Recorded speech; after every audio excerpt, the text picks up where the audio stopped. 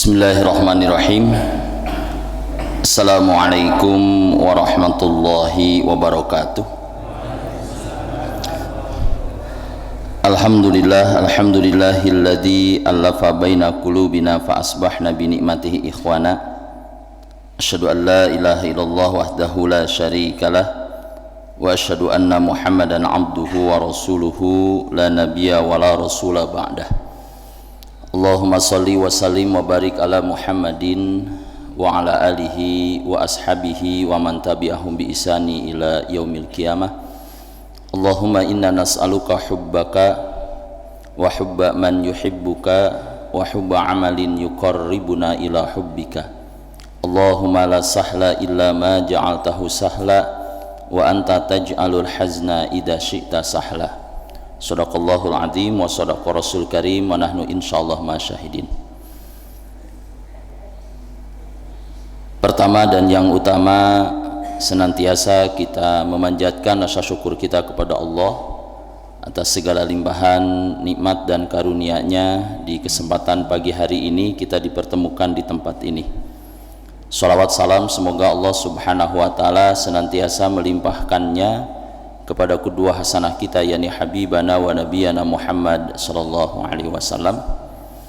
Yang saya hormati segenap pengurus masjid dan jamaah sekalian yang dirahmati Allah subhanahu wa ta'ala. Izin Allah, pada kesempatan pagi hari ini saya secara pribadi dan rombongan bisa bersilaturahim di tempat ini. Tidak ada bayangan sedikit pun saya kalau kemudian harus menyampaikan di majelis ini. Saya perkenalkan dulu, seperti yang disampaikan tadi, saya adalah seseorang yang dapat tugas di Yayasan Nurul Ihsan untuk memimpin sebuah sekolah yang diantara pengurus yayasannya, bendaharanya adalah Dr. Farid. Jadi beliau ini adalah orang yayasan kami, jadi kami ini anak buahnya, Pak. Maka tadi malam di jalan ketika ditelepon ngisi pengajian, langsung perintahnya, Pak Fadli jenengan sing ngisi, saya kalau nolak khawatir di SK SP1, jadi saya terima itu. Atau Bapak Ibu ya, apunten, nanti saya menyampaikan kalimatnya pakai bahasa Indonesia aja, karena mungkin kalau dari logat kelihatan saya bukan orang mana, Pak? Jawa Barat ya. Kelihatannya memang saya, walaupun saya sudah lama di Cilacap. Di Cilacap saya 20 tahunan. Tapi alhamdulillah kalau pulang ke Tasik, ke tempat tinggal saya, keluarga saya bilangnya begini, udah jangan ngomong bahasa Sunda. Kenapa? Udah nggak pantas ngomong Sunda, lekat Jawanya gitu, Pak. Tapi saya biidznillah terkena hukuman saya sebetulnya dapat istri itu, karena zaman di pesantren ngobrol dengan teman-teman tuh di pesantren, saya sempat bersumpah ojo nganti dapat istri orang Jawa begitu di pesantren dulu, Pak. Saya bilang jangan sampai punya istri orang Jawa. Ternyata biidznillah saya ditakdirkan ketemu dengan istri saya aslinya Purworejo. Nah, tapi saya kalau pulang ke Purworejo, Pak, kalau pulang ke Purworejo ketemu dengan saudara-saudara istri Purworejo, kalau saya mau ngobrol, istri saya mesti nyubitin saya, jangan ngomong bahasa Jawa, belum pantas. Jadi ngomong Jawa belum pantas, ngomong bahasa Sunda sudah enggak. Nah, maka saya itu pasnya hidupnya di Cilacap, wilayah Majenang. Jawanya sing ora pati Jawa, Sundanya sing ora pati Sunda. Jadi itu, Pak. Baik, itu sedikit perkenalan Bapak Ibu sekalian yang dirahmati Allah Subhanahu wa taala. Bapak Ibu yang dirahmati Allah Subhanahu wa taala, di kesempatan pagi hari ini satu kenikmatan bagi saya bisa hadir di tengah Bapak-bapak Ibu sekalian. Kami di Cilacap, di lingkungan kami dengan teman-teman ranting Muhammadiyah itu, saya tinggal di Kelurahan Donan, tapi kami ada dua kelurahan, ada Donan dan Lomanis. Biasanya kami setiap Ahad seperti ini kami itu ada gerakan yang namanya GSSB, Gerakan Sholat Subuh Berjamaah. Jadi kurang lebih ada 8 masjid yang di bawah komando Muhammadiyah, yang kami ini berkeliling setiap minggu itu sholat subuh berjamaah, teras pengajian, kemudian sampai dengan sholat syuruk.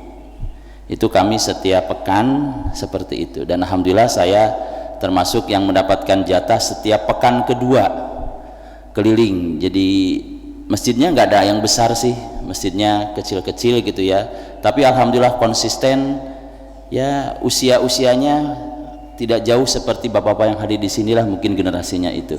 Yang mudanya kendala ya Pak ya, yang muda itu jarang yang bisa, ada yang belum ikut gitu. Baik, itu sekedar perkenalan bapak-bapak sekalian, bapak ibu sekalian. Bapak ibu sekalian yang dirahmati Allah Subhanahu wa taala, kalau kita melihat di dalam Al-Qur'anul Karim ada 2 sosok nabi yang mana mendapatkan label dari Allah Subhanahu wa taala nabi ini dengan kalimat uswatun hasanah. Maknanya adalah ada sosok nabi yang Allah sebutkan ini adalah contoh yang baik. Maka ketika sesuatu itu kemudian dilabelkan sebagai contoh, maka hampir semua lini kehidupannya bisa kita contoh. Apakah bagaimana kita bisa mencontoh dakwahnya dia, kita bisa mencontoh bagaimana dia mendidik keluarganya, bisa mencontoh bagaimana dia berkeluarga, bagaimana dia bermasyarakat, dan kita juga bisa mencontoh bagaimana kemudian ujian-ujian yang diberikan oleh Allah Subhanahu wa taala kepada 2 orang ini. Siapa 2 nabi itu? Allah Subhanahu wa taala sampaikan 2 nabi itu, yang pertama Nabi Yuna Ibrahim alaihissalam, dan yang kedua adalah Nabi Muhammad sallallahu alaihi wasallam. Nah, labelnya tadi uswatun hasanah. Maka karena kita sekarang sudah berada di bulan, hampir masuk di bulan Dzulhijjah ya Pak ya, di bulan Dzulhijjah. Dzulhijjah ini bulan keberapa Pak? Ke-12. Kalau bulan pertamanya Muharram, bulan ke-8, bulan ke-5 agak berat kelihatannya ya. Ibu mohon maaf, kalau kemudian Masehi bulan pertama apa Bu? Januari. Bulan ke-8 Agustus. Bulan terakhir alhamdulillah hafal nggih? Kenapa Bu lebih hafal bulan Masehi daripada Hijriah? Gajiannya pakai itu kayaknya. Iya Ibu, kita ini ada sedikit kendala. Saya kepada jamaah itu rata-rata begitu. Kita sudah berislam lama tapi kemudian nggak hafal. Hafalnya itu ya kalau habis Ramadan, Syawal gitu. Tapi kalau ngurutkan bulan itu rata-rata mohon maaf kayaknya antara Cilacap dengan yang di Demak sama aja ya. Agak berpikirnya panjang gitu kan. Oke. Bapak Ibu yang dirahmati Allah Subhanahu wa taala, kita ambil satu pelajaran dari sosok Nabi Ibrahim. Pelajaran pertama yang kita ambil dari Ibrahim itu, Allah Subhanahu wa taala menyebutkan tentang sosok ini di dalam Al-Qur'anul Karim, di dalam surah Al-Baqarah ayat 124. Allah menyampaikan wa idzibtala Ibrahim, ketika Allah Subhanahu wa taala menyampaikan dan mengingatkan saat Allah Subhanahu wa taala menguji Ibrahim. Ya, menguji Ibrahim bikalimatin, dengan kalimat. Maka yang ingin kita sampaikan di sini adalah makna kalimat tadi. Allah menguji Nabi Yuna Ibrahim dengan kalimat. Kita melihat apa yang disampaikan oleh Abdullah bin Abbas ketika menjelaskan kalimat ini apa saja yang dimaksud. Jadi kan orang hidup itu mesti diuji ya Pak. Dan ujian itu untuk apa Pak? Ujian itu dalam rangka untuk meningkatkan kualitas dan kapasitas kita. Ya. Nah, Nabi Ibrahim itu diuji oleh Allah Subhanahu wa taala dengan apa? Diberikan perintah-perintah yang perintah itu bisa jadi satu permasalahan dalam kehidupannya. Kalau seandainya kita lihat para nabi itu diuji oleh Allah Subhanahu wa taala, ujiannya berat apa ringan, Pak? Berat. Ya, maka kalau kita yang hidupnya ternyata ujiannya berat, mudah-mudahan menunjukkan kualitas keimanannya. Karena nabi itu keimanannya luar biasa tinggi, maka kemudian ujiannya juga berat. Maka bisa jadi manusia itu ketika diuji oleh Allah Subhanahu wa taala dengan ujian yang berat, maka mudah-mudahan ini menunjukkan kualitas keimanannya. Ya, tetapi yakin Allah itu tidak akan berlaku zalim terhadap hambanya. Tidak akan ada ujian yang diberikan kepada seorang hamba kecuali hamba itu mampu. Ya, maka Allah menyebutkan la yukallifullahu nafsan illa wus'aha. Allah tidak akan memberikan beban kepada seorang hamba kecuali hamba itu mampu. Maka kalau ada orang yang kemudian hidupnya dia sendirian, tidak punya suami, pendapatannya juga kemudian hariannya gak jelas, tetapi dia ditakdirkan oleh Allah Subhanahu wa taala punya keturunan, punya anak, yang mana anaknya ini berkebutuhan khusus, dia butuh kemudian biaya yang tinggi, maka kemudian kita tidak bilang kemudian kasihan ya, tetapi yakin orang ini kemudian mampu. Saya beberapa tahun yang lalu itu ketika kemudian, karena saya kebetulan biidznillah punya putra yang dulu agak bermasalah dengan pendengarannya, Pak, desibelnya itu kecil. Satu saat kami ke Sarjito, saya dengan istri merasa anak saya ada kekurangan, sempurna yang lainnya, cuman pendengarannya itu kurang. Ketika kami ke Sarjito, kami ketemu mungkin Jawa Tengah, DIY itu kesana semua ya Bu. Ketika kami ke Sarjito itu, betapa kami kemudian bersyukurnya punya anak yang seperti apa yang didapatkan oleh putra saya. Kenapa Bu? Karena saya mendapatkan di sana ada kemudian satu keluarga, beliau keluarga muda, dan anak yang pertama yang dia punya ternyata luar biasa. Kemudian Allah ujikan kepada orang ini. Beliau suaminya itu guru, dan gurunya guru honorer. Putranya itu yang pertama sudah kemudian tidak mendengar, matanya juga kemudian gak normal, tumbuh kembangnya kemudian juga gak normal, kecil kayak gitu. Saya tanya itu, ibu udah berapa lama ini? Setahun. Padahal tidak berpenghasilan, tapi beliau begitu tegar, luar biasa ibu. Yakin ini adalah bagian daripada ujian yang diberikan oleh Allah Subhanahu wa taala. Maka ujian apa saja yang Allah berikan kepada Ibrahim? Ujian yang pertama Allah berikan kepada Ibrahim, Nabi Ibrahim diminta untuk mendakwahi keluarga dekatnya. Ini ujian, Pak. Pak, mohon maaf, ketika kita berbicara kemudian dakwah kepada keluarga, mana yang paling berat? Berdakwah kepada keluarga atau berdakwah kepada orang lain? Keluarga, Pak ya. Kita kadang-kadang kalau berdakwah kepada orang lain bisa, ayo ngaji. Kita ngajarin ngaji orang lain, sabar tuh Pak. Bisa kita sabar kalau kemudian kita ngajarin ngaji orang lain, dan niat kita berdakwah, diajari makhrajul hurufnya, diajari tajwidnya, kita sabar luar biasa. Tetapi kalau yang diajarin ngaji itu adalah, mohon maaf, anak kita, bisa sesabar ke orang lain? Berat. Layaknya mungkin bapak-bapak pernah punya pengalaman kalau bisa nyupir, sudah bisa nyupir, kemudian istrinya minta diajarin nyupir. Ngapunten Pak, bisa sabar apa enggak?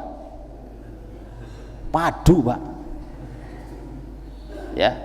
Jadi ketika Nabi Ibrahim kemudian diminta untuk berdakwah kepada keluarganya, ini berat. Siapa yang beliau dakwahi? Yang beliau dakwahi adalah ayahnya. Langsung. Jadi ini ujian yang pertama Nabi Ibrahim adalah dakwah kepada keluarganya. Kemudian yang kedua, Setelah kemudian diminta untuk berdakwah kepada keluarganya, ujian Nabi Ibrahim yang kedua apa? Mulai diminta untuk berdakwah kepada penguasa. Siapa penguasa pada saat itu? Sosok seorang raja yang namanya Namrud. Ini juga Pak. Jadi kadang-kadang kita kalau menyampaikan kalimat-kalimat pengajian kepada pemimpin deg-degan Pak. Betul Pak. Beberapa saat yang lalu saya diminta kemudian memberikan pengajian di kalangan pejabat-pejabat di pemerintahan Kabupaten Cilacap. Hadir kemudian PLT Ibu Bupati. Saya ketika dibilang kemudian awalnya cuma dibilang ini kegiatan biasa Ustaz, hanya silaturahim sawalan. Tapi ketika disampaikan Ustaz, insya Allah Ibu Bupati juga hadir, keringat Pak. Keringatnya itu bukan nggak sanggup, kenapa?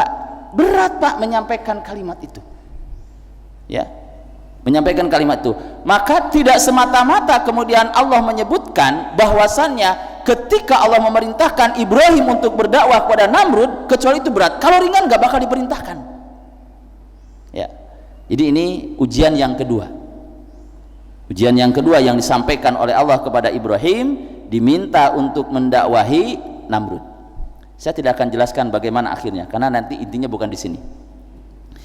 Yang ketiga, ujian yang diberikan oleh Allah Subhanahu wa taala kepada Nabi Ibrahim adalah Allah uji Ibrahim dengan dibakar. Ya, kalau kita lihat pertentangan sebelum ini kan, mereka kekesalannya luar biasa. Kisah yang kemudian sangat masyhur ketika kemudian Ibrahim menumbangkan seluruh berhala-berhala itu, kan cerita di sana Pak ya. Kemudian akhirnya dibakar. Itu juga ujian ya, dari siapa? Dari Allah Subhanahu wa taala kemudian kepada Ibrahim. Apa cukup ujiannya sampai di sana? Udah berapa Pak? 3 ya, ujiannya 3. Ujiannya 3. Setelah kemudian diuji, dibakar, dan bukan akan dibakar tapi dibakar betul. Dibakar itu ujiannya ya, tapi kita gak usah sampai kemudian berpikir ujiannya seberat itu, gak kuat kita ya. Kita ini kadang-kadang kan diuji, baru diomongin, dihujat aja kita sudah langsung mengkeret ya Pak ya. Ya seperti itu ya. Kadang-kadang kan orang mulai rajin ke masjid, awalnya mungkin cuman kongkang-kongkang di pos ronda, kok mulai rajin ke masjid, akhirnya apa kalimat yang disampaikan? Jane baik, cuman kadang-kadang jadi kepikiran, oh saiki jadi ahli surga ya, begitu ya. Atau kemudian jarang ke masjid, ketika ke masjid kemudian langsung sama jamaah yang sudah rajin diselamatin, alhamdulillah. Nah jangan begitu Pak ya, padahal di alhamdulillahin, hanya ngomong orang maring masjid diomong, maring masjid diomong, sisan orang mangkat mening, kan repot kalau kayak gitu. Oke. Nah itu ujiannya selanjutnya apa? Dibakar ya. Selanjutnya ujian yang selanjutnya apa? Nabi Ibrahim diminta hijrah. Nabi Ibrahim itu kan dilahirkan di satu negeri yang namanya Babilonia. Kalau hari ini adalah negeri Irak ya. Negeri Irak seperti itu, di Babilonia. Beliau diminta oleh Allah Subhanahu wa taala untuk hijrah. Hijrah kemana? Hijrah ke negeri Syam. Awas, bukan negeri paman Syam, beda. Negeri Syam, yang mana kemudian diantara kemudian masuk di kawasan negeri Syam itu adalah ada Palestina, ada Yordania, dan yang dituju oleh Nabi Ibrahim mana? Palestina. Ya, itu perjalanan saya nggak tahu sih kalau letak apa petanya. Yang jelas beliau diperintahkan oleh Allah Subhanahu wa taala untuk keluar dari negerinya menuju negara yang lain. Jadi kalau Dr. Farid dari Demak ke Cilacap itu dekat Pak, masih pakai mobil lagi kan. Dulu itu luar biasa Pak, perjalanannya pakai apa? Perjalanan itu pakai onta, dan onta itu ternyata dalam karakteristik hewan, onta itu beda dengan kuda. Kalau kuda itu bisa dipacu untuk kenceng itu bisa, tapi kalau onta itu berjalan tergantung moodnya. Nek moodnya lagi enak ya jalan terus, nek moodnya lagi nggak enak ya diam. Itu kebayang nggak Pak naik onta ya? Dan itu terjadi pada zaman-zaman itu ya, kendaraannya mungkin adalah seperti itu. Nah itu sudah ujiannya sampai apa? Hijrah dari Babilonia ke negeri Syam atau kemudian ke Palestina ya. Ujian yang selanjutnya apa? Ketika sudah di Palestina nih, Irak, Palestina, ketika sudah di Palestina, Allah minta lagi, diuji lagi, Ibrahim kamu pergi dari Palestina kemana? Quran gak menyebutkan Mekah ya, kalimatnya menyebutkan biwadin ghairi dzi zar'in, ke satu lembah, satu tempat yang tidak ada pepohonan, yang kita hari ini kenal Makkah. Kan kebayang tuh, dari mana? Babilonia masuk ke Syam, dari Syam kemudian diminta pindah lagi.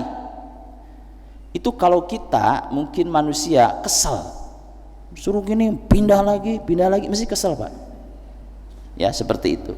Tapi lihat Pak ya, beliau diuji itu dari mana? Dari Palestina diminta untuk kemana? Untuk ke Mekah. Saya nggak tahu, mungkin Bapak Ibu jamaah ada yang sudah pernah perjalanan Palestina ke Mekah, kira-kira berapa jam kalau pakai pesawat ya? Dah ya, itu adalah perjalanan selanjutnya. Setelah di Mekah apa ujiannya? Ujian selanjutnya ketika beliau sudah di Mekah, Allah perintahkan Ibrahim, mohon maaf, Nabiuna Ibrahim itu kan tidak punya keturunan ya Pak ya, awal-awalnya. Kemudian ditunggu-tunggu, alhamdulillah kemudian diberikan kabar beliau punya keturunan. Kan kalau kisahnya itu Nabi Ibrahim itu istrinya berapa Bu? 2. Yang pertama sinten? Sarah. Yang kedua Hajar. Tapi yang lebih terkenal Sarah apa Hajar? Hajar, padahal istri pertama itu Sarah. Bapak Ibu, situasinya dibayangkan Pak, ini situasi di Palestina ke Mekah itu dibayangkan Pak. Beliau itu lama tidak punya keturunan, kemudian akhirnya apa Bu? Disinilah kemudian Allah mengilhamkan yang luar biasa kepada siapa? Kepada istrinya yang namanya Sarah. Sebetulnya Nabi Ibrahim sebagai seorang nabi bisa nggak ngomong kepada Sarah begini, Sarah, saya ini nabi, lawang lama nggak punya keturunan, saya tak nikah lagi, bisa nggak? Bisa. Tetapi yang muncul itu bukan dari Ibrahimnya, justru yang muncul dari siapa? Dari Sarahnya. Bagaimana Sarah memandang Ibrahim ini seorang nabi, yang mana seorang nabi itu harus punya generasi yang meneruskan kemudian perjuangannya, harus punya keturunan. Jadi dalam benak pikiran Sarah, ketika kemudian Nabi Ibrahim itu punya keturunan, yang dia pikirkan bukan sekedar oh ya sekarang sudah punya anak, bukan itu, tetapi ada hal yang diperjuangkan. Ibrahim itu kemudian harus punya keturunan dalam rangka kemudian untuk meneruskan perjuangannya. Dan lihat apa yang dibentuk oleh Ibrahim terhadap putranya itu. Terhadap putranya Ibrahim menekankan kepada putranya Ismail bukan sekedar anak biologis, tetapi juga dia sebagai anak ideologis. 2 itu Pak, anak biologis, binnya jelas, tetapi bukan hanya binnya Ibrahim saja Ismail itu, tetapi ideologisnya. Itu sebagai seorang ayah ternyata menekankan itu. Ya samalah persis seperti Dr. Farid Pak. Ini Dr. Farid kan sebagai anak biologis dan ideologis. Ya, biologisnya jelas di sini. Ideologisnya ayahandanya di sini di Muhammadiyah, beliau pun di mana di Cilacap juga pengurus Muhammadiyah. Berarti Dr. Farid ini anak ideologis dan anak biologis. Itu yang terangkan oleh siapa? Oleh Ibrahim. Nah, ketika senang-senangnya lama nggak punya keturunan, ketika senang-senangnya punya anak, Pak bayangkan bertahun-tahun tidak punya keturunan, kemudian lagi senang-senangnya punya keturunan itu, lagi senang-senangnya punya bayi, ternyata beliau diminta membawa bayi, yang kemudian bayi itu dari istri keduanya. Dari siapa? Dari Hajar. Hajar itu siapa? Hajar itu kategorinya budak. Jadi Hajar ini hadiah dari seorang raja di Mesir, karena ketika di Mesir itu, di antara cerita yang kemudian didapatkan itu, di waktu itu ada seorang raja, yang raja ini mohon maaf kelakuannya agak di luar nalar. Beliau itu senang terhadap seorang perempuan. Kalau ada perempuan yang cantik, ada yang senangi, maka akan dia ambil, tapi syaratnya perempuan ini sudah bersuami. Jadi kalau cantik, menarik, tapi dia gadis, dia nggak mau. Itu bedananya raja itu dengan orang kita hari ini. Kalau kita hari ini yang mana Pak? Yang kedua ya, yang gadis itu kan seperti itu. Nah, termasuk sinten, termasuk mohon maaf, Sarah itu kan sosok yang mohon maaf dikatakan Sarah ini adalah orang yang paling cantik. Bahkan kemudian kalau kita kenal, mohon maaf, siapa nabi yang paling ganteng? Yusuf. Yusuf itu gantengnya ada terahnya dari siapa? Dari kakeknya ini. Siapa? Dari Sarah ini, neneknya ini Sarah. Maka kalau ada orang nanya, gantengan siapa Nabi Yusuf dengan Nabi Muhammad? Nabi Yusuf itu ganteng, tapi bikin, ya tadi yang dikisahkan di Quran kan gitu ya, bikin terkapar para siapa? Imro'ah Azizah, kan begitu ya ceritanya ya. Kegantengannya itu menjadikan, mungkin kalau bahasa sekarang mah kelepek-kelepek para wanita lah, betul-betul kemudian mempesona. Tetapi Nabi itu kegantengan itu berwibawa. Nabi itu sama-sama gantengnya, Nabi itu berwibawa, sehingga orang-orang itu kemudian, kalau orang-orang yang seumur dengan Nabi SAW disebutkan dengan dalam kitab itu, dalam sifat-sifat kenabian itu, orang-orang yang seumur dengan Nabi itu kalau berhadapan dengan Nabi itu mohon maaf tidak berani memandang wajahnya, kagum luar biasa.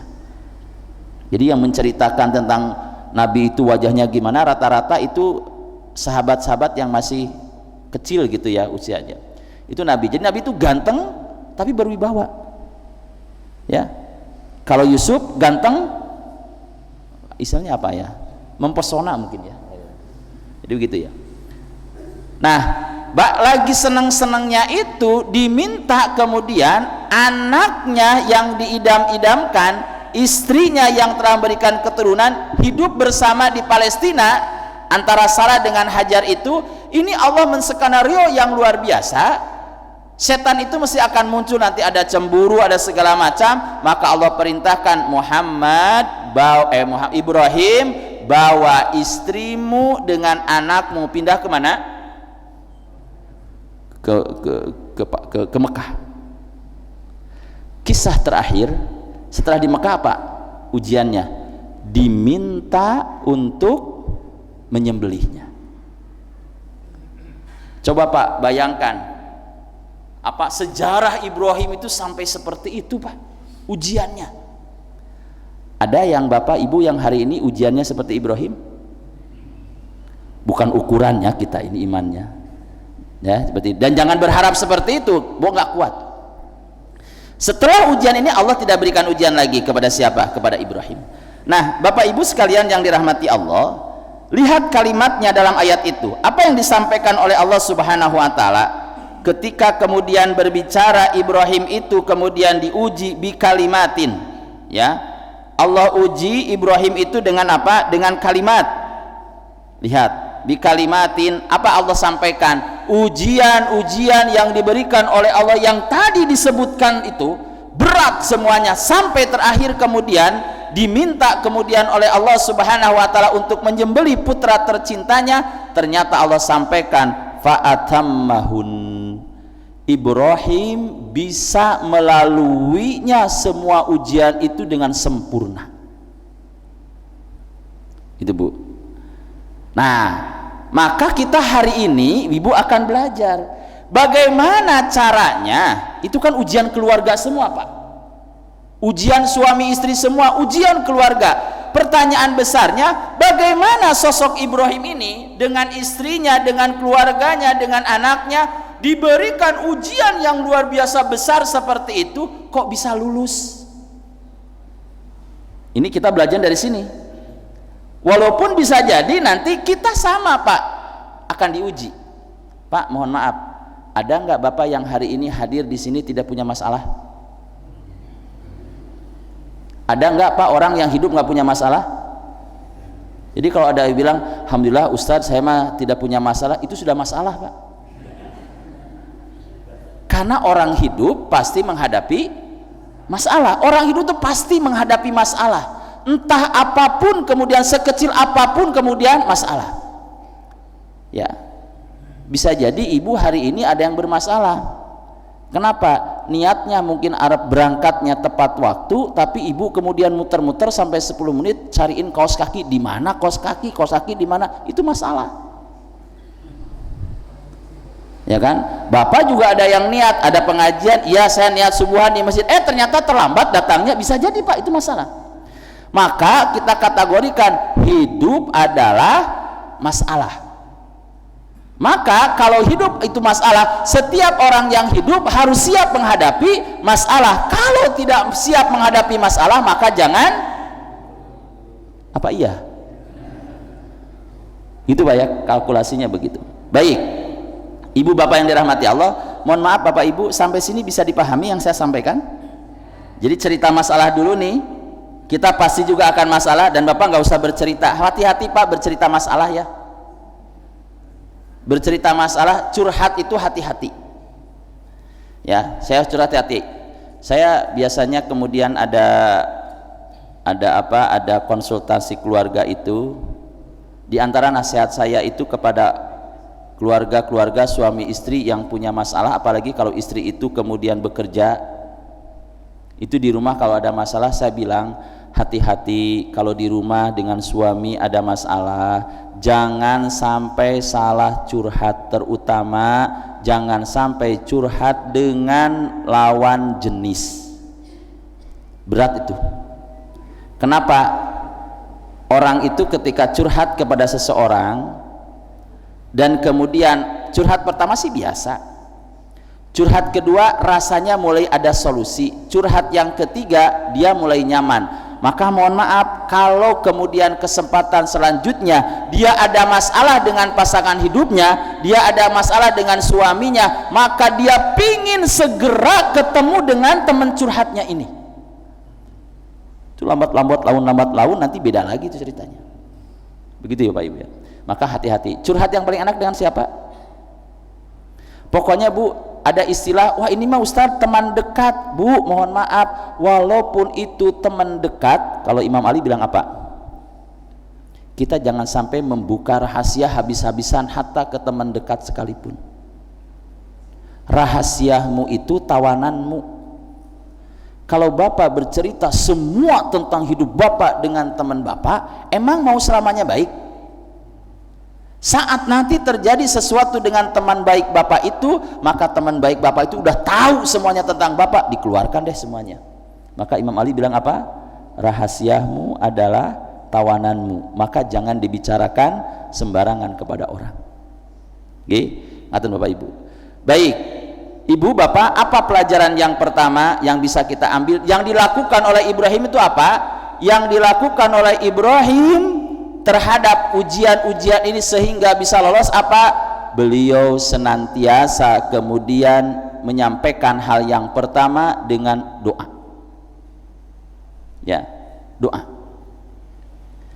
Ketika beliau diuji kemudian tidak punya keturunan, apa doa yang disampaikan? Beliau sampaikan doanya apa? Rabbi habli minas solihin. Rabbi habli minas solihin. Ya Allah, anugerahkanlah kepada kami keturunan yang soleh. Punya masalah tidak punya keturunan, maka itu yang beliau sampaikan, doa.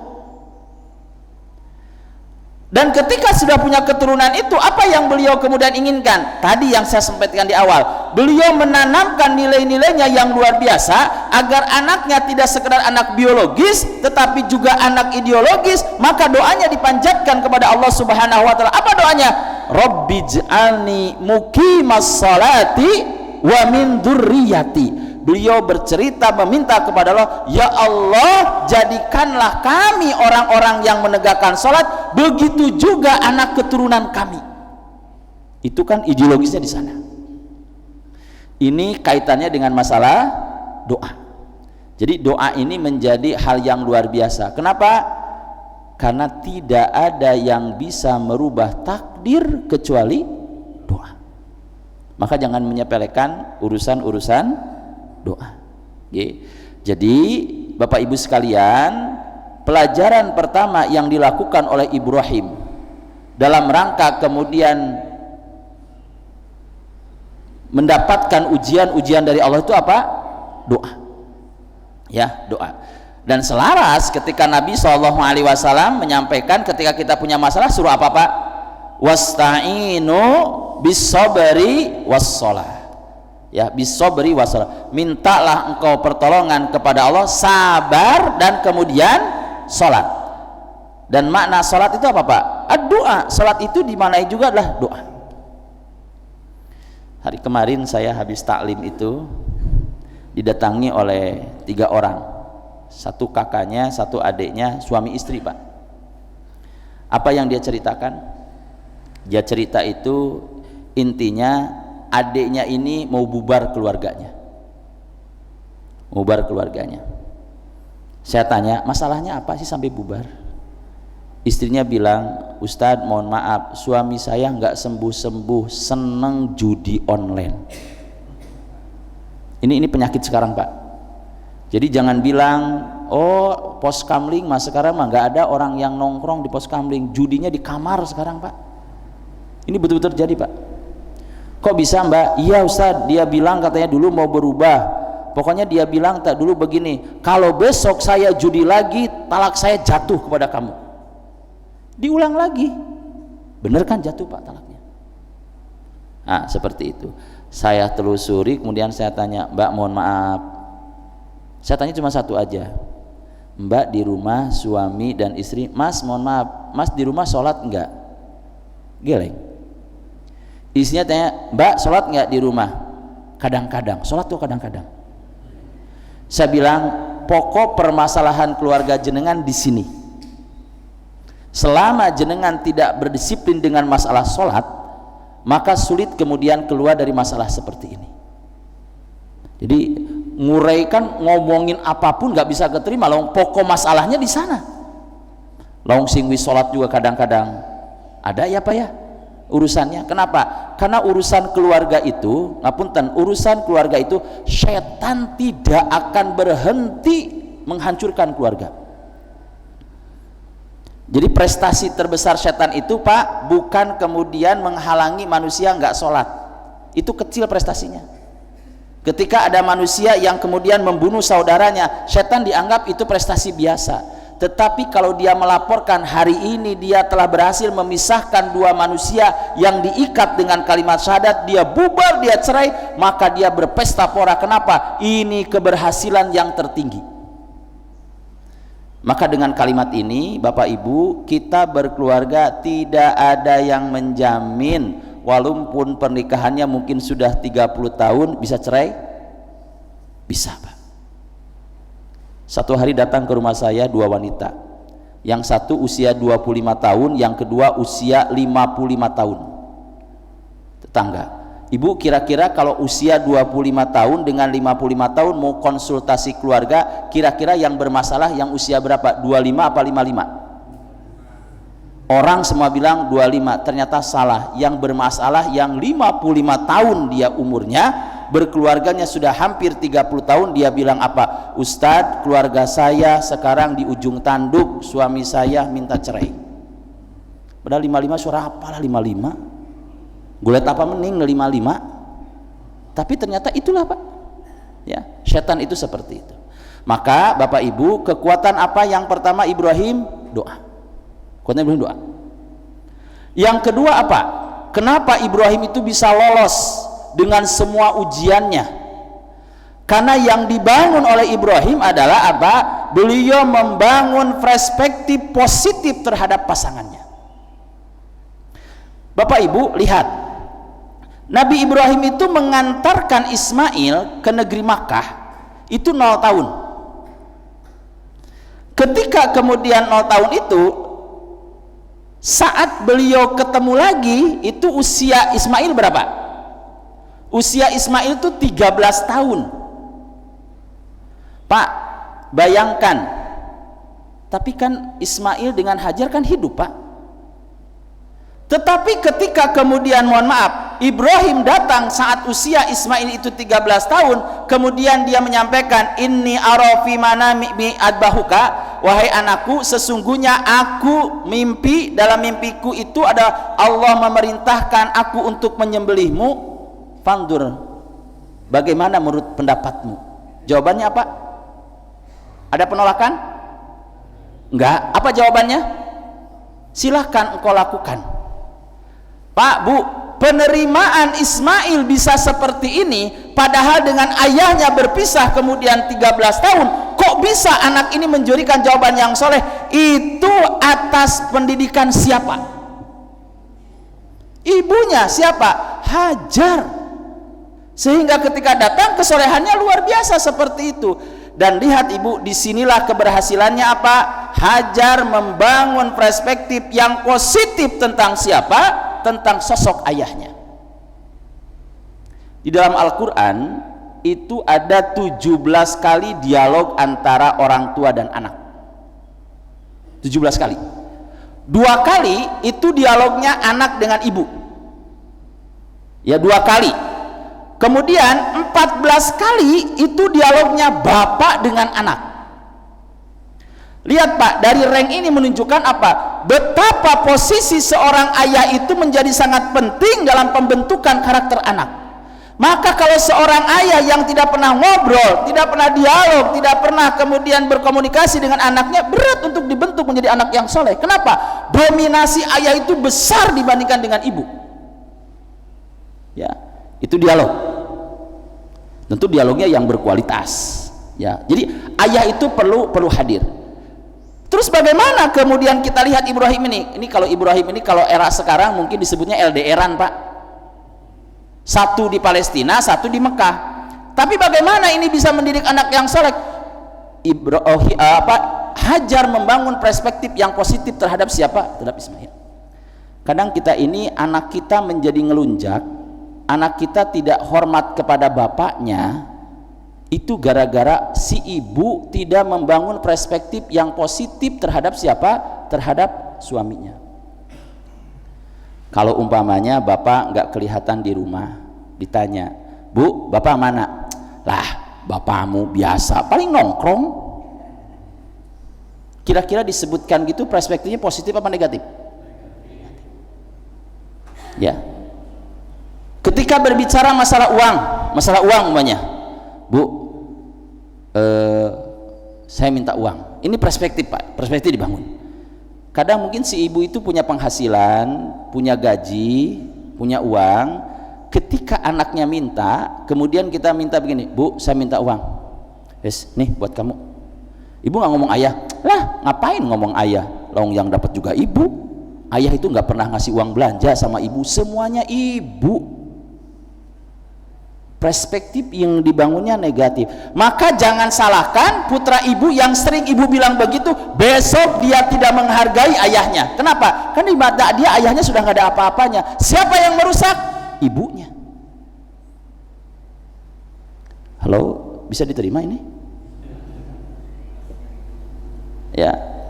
Maka sekedar apapun, ya walaupun kemudian dalam konteks ini memang betul Pak, yang namanya laki-laki itu koam.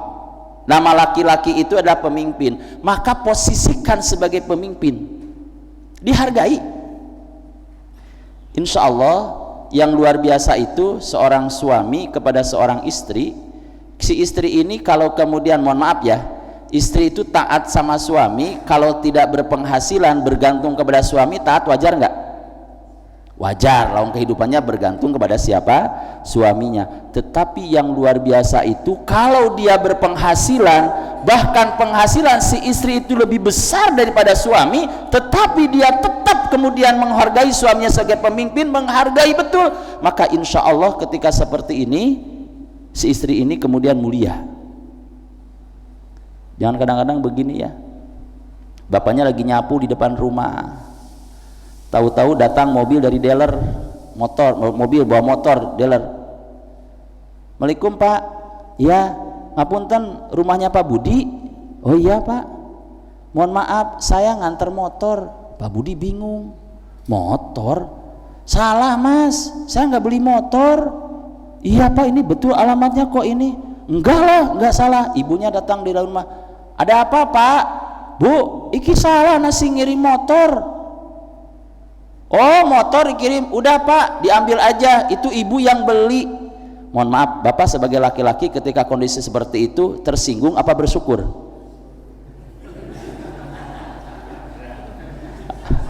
Baina-baina ya Pak ya. Enaknya mana Pak? Oh kalau bersyukur, alhamdulillah lah, bukan itu malah orang mikir gitu kan.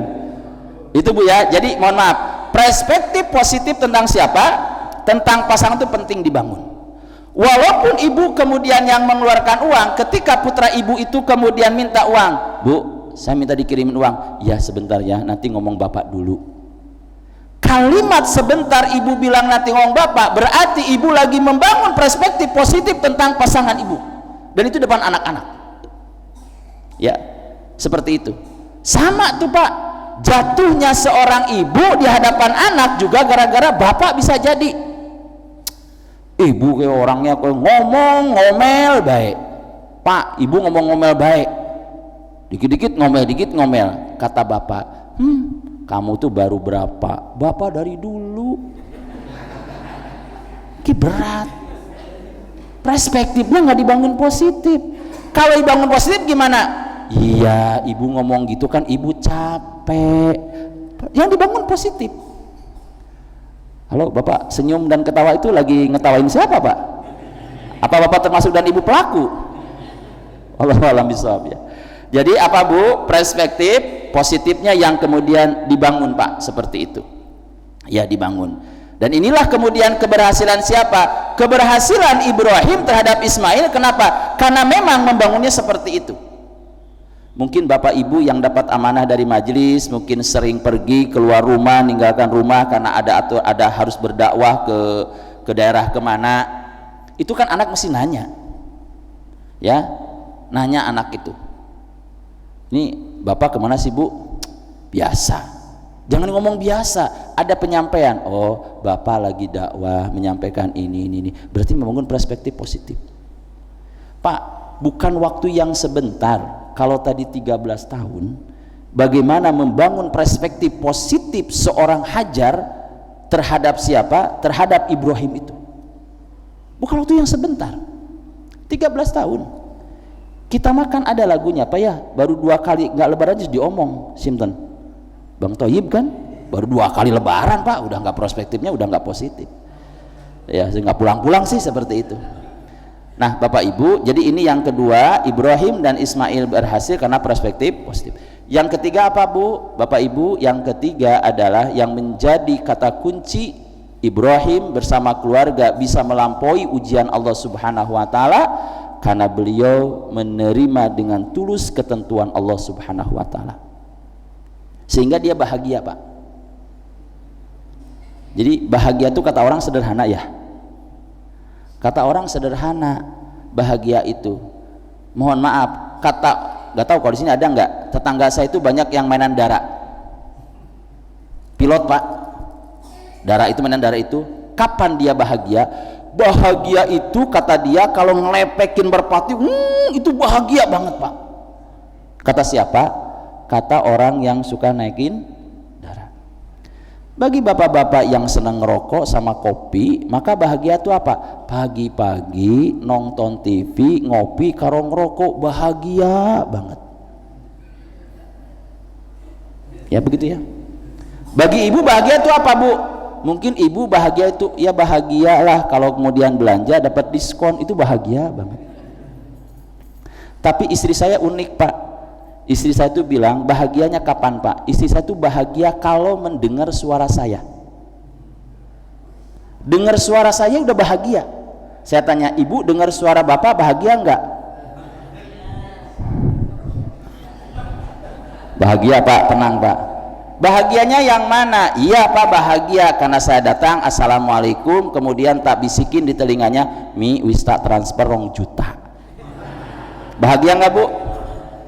Ah begitu ya. Jadi bahagia itu ternyata bukan begitu. Bahagia itu ada saat diri kita mampu menerima semua ketentuan Allah itu.